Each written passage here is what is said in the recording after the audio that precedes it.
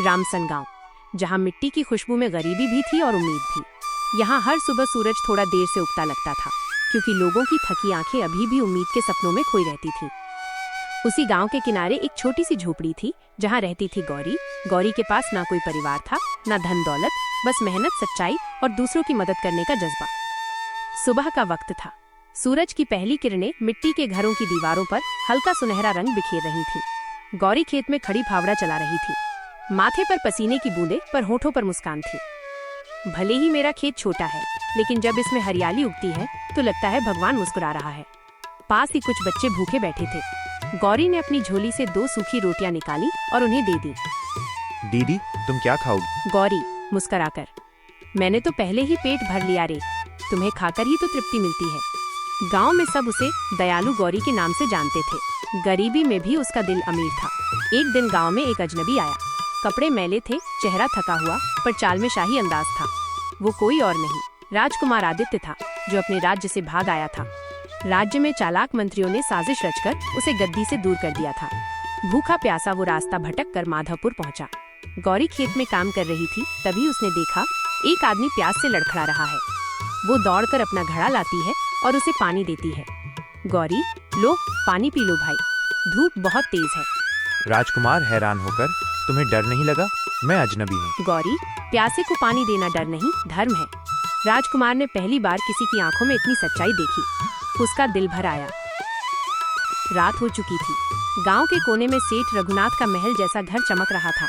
हर दिन वो गरीबों से अनाज खरीदकर ऊंचे दामों में बेचता। गांव वाले भूखे सोते और वो सोने के सिक्कों पर सिर रखता।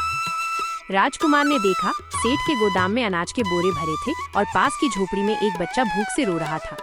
उधर गौरी वही बच्चा गोद में उठाकर कह रही थी, रो मत बेटा, देखो मेरे पास आधी रोटी है, तुम खा लो। उसने खुद भूखी रहकर बच्चे को खिला दिया। राजकुमार की आंखें भर आईं। वो सोच में पड़ गया, जिसके पास कुछ नहीं वो बांटता है, और जिसके पास सब कुछ है वो छीनता है। अगले दिन राजकुमार ने गांव के चौपाल पर सबको बुलाया। राजकुमार उच्च स्वर में, मैं राज्य का राजकुमार आदित्य हूँ।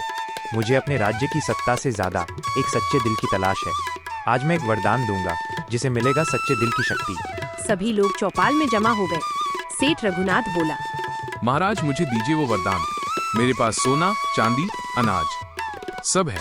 गौरी पीछे खड़ी चुप थी। वो सोच रही थी, मुझे तो कुछ चाहिए ही नहीं। राजकुमार ने कहा, आज रात मंदिर में जब घंटी बजेगी, वो व्यक्ति जिसके दिल में सच्चाई होगी, उसे ये शक्ति मिलेगी। रात गहरी थी। आसमान में तारे ऐसे चमक रहे थे जैसे किसी ने हीरे बिखेर दिए हों। मंदिर में आरती की घंटी बजी, टुन टुन टुन। अचानक जमीन से एक स्वर्ण कमल निकल आया। उससे एक तेज रोशनी फैली। सेठ भागा भागा आया, ये मेरा है, मैं सबसे अमीर हूँ। जैसे ही उसने फूल छूने की कोशिश की, फूल गायब हो गया।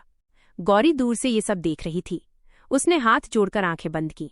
गौरी धीमे स्वर में, हे भगवान, अगर ये फूल सच में वरदान है तो इसे मेरे गांव को दे दो, ताकि कोई भी बच्चा भूखा ना सोए।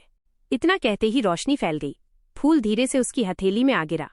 गांव वाले चौंक गए। सेठ के गोदाम से अनाज अपने आप लोगों में बट गया। सूखा कुआं पानी से भर गया। पेड़ों पर फूल खिल उठे। गांव में खुशियों की लहर दौड़ गई। राजकुमार आगे बढ़ा। उसकी आंखें नम थीं।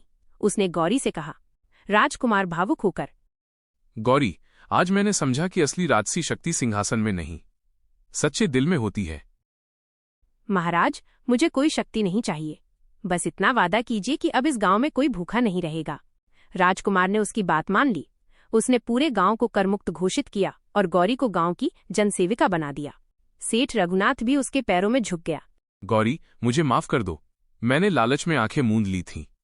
तुमने मुझे इंसान बनना सिखा दिया। गौरी ने उसे उठाया और कहा, जो गलती मान ले वो सबसे बड़ा इंसान होता है। अगले दिन माधवपुर का नजारा बदल गया था। कुएं से मीठा पानी निकल रहा था। खेतों में हरियाली झूम रही थी। गांव के बच्चे अब हंसते हुए दौड़ रहे थे। गौरी मंदिर के सामने खड़ी थी। हवा में उसकी चुनरी उड़ रही थी। उसकी आंखों में संतोष था, जैसे उसने अपना जीवन उद्देश्य पा लिया हो। गौरी, तुम्हारे जैसा दिल अगर हर इंसान में हो तो ये धरती स्वर्ग बन जाए। गौरी मुस्कुराई और बोली, स्वर्ग वहीं होता है महाराज, जहां किसी की मदद करने की भावना जीवित हो। जिसके पास सच्चा दिल हो, उसके लिए भगवान खुद रास्ते बना देता है।